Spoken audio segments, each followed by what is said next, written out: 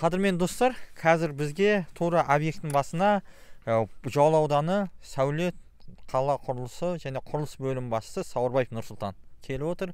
Және осы жағдай бойынша осы ғимараттың неге тұрып қалғандығы жайлы және неге тікелей конкурссыз тікелей шарт жасасу туралы түсініктеме берсе екен. Неге болды бұлай? Бірінші сұрақ.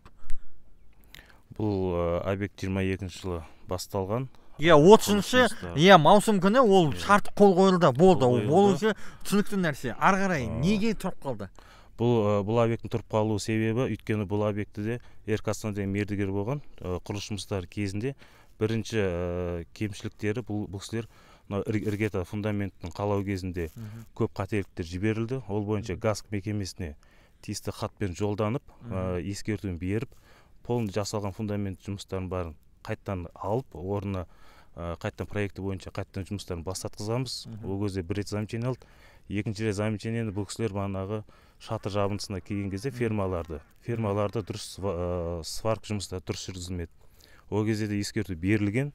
Алайда ол кісілер ол ескертулерге қарамастан ары қарай жұмыстарын жүргізуіне байланысты қайтадан екінші мәрте газ мекемесіне бөлім атына хат түсіріп, ол кісілер бағанағы осы объектіде 6 айдың ішінде 2 рет замечание алғандар үшін өзінің құрылыс монтаж жұмыстарына жасайтын лицензиясынан айырылды. Айырылған деген ол кісілер алды да газ мекемесімен соттасып лицензиясын қайтарамыз деді. Алайда бұл кісілер соттасуының нәтижесі бойынша газ мекемесінен сот тараптарына ұтылды. Сондықтан бұл жерде құрылыс жұмыстарын тоқтатып, басқа мердігерге қалған жұмыстарын аяқтауға газ келісімшарт әзірледі. Қанша сумма қалып еді? Қазір таңда бұл мекемеде 84 миллион қаржы салған. Енді сол 84 миллионды кім ұтып алды, қалай ұтып алды? Бұл 84 миллионды Бекстрой жауапкершілігі шектеулі серіктестігі ұтып алды. Немен ұтып алды? Ол да тікелей көзден шарт арқылы ма? Бұл жерде қазір келісімшарт бойынша бұл кісілер енді ақпан айының 15-іне шейін аяқтап беру жоспарланып, өйткені уақыт тығыздығына байланысты келісімшарт әзірленген. Жоқ, келісімшарт қалай қол қойылды? Соны айтыңызшы. Немен конкурс өтті ме, өткен жоқ па, не болды? Өйткені бұл жерде объекті толық аяқталмағанына байланысты жартылай жасалған жұмыстары. Сондықтан қалған келісімшартты тікелей жасалдық. Тікелей жасадыңыздар, без конкурса, без ничего, я?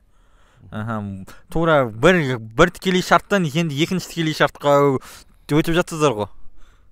Сондай болып тұр. Міне, достар, тікелей сол келісім шартқа жасасқан мемлекеттік қызметші тура осыған өзінің ауыл тұрғындарының, өзінің ауылдастарының алдына жауап беретін және оның тек қана жауап беруден бөлек, біріншіден фирманың, компанияның сапасыз жұмыс құрылыстарын тоқтатқандығы туралы өздері айтып отыр, өздері соған кемшіліктерін көрсетіп отыр. Екіншіден, бұл жердегі басты мәселе, бұл жерде конкуренциясыз, бәсекелестіктен болған бір себептер, салдар және жағдаяттардан болған шығар деп мен ойлаймын. Өйткені алма аузыма түс деген, дайын түс деген сияқты түсе салған сияқты. Сонымен осы жердегі мәселе осындай бір мәселеге ұласып жатыр. Енді ары қарай Құдай қаласа бұл объекттер бұл ауданда бұл жалғыз объект емес екен мәселесі бар. Тағы бір объектке барайық. Рахмет.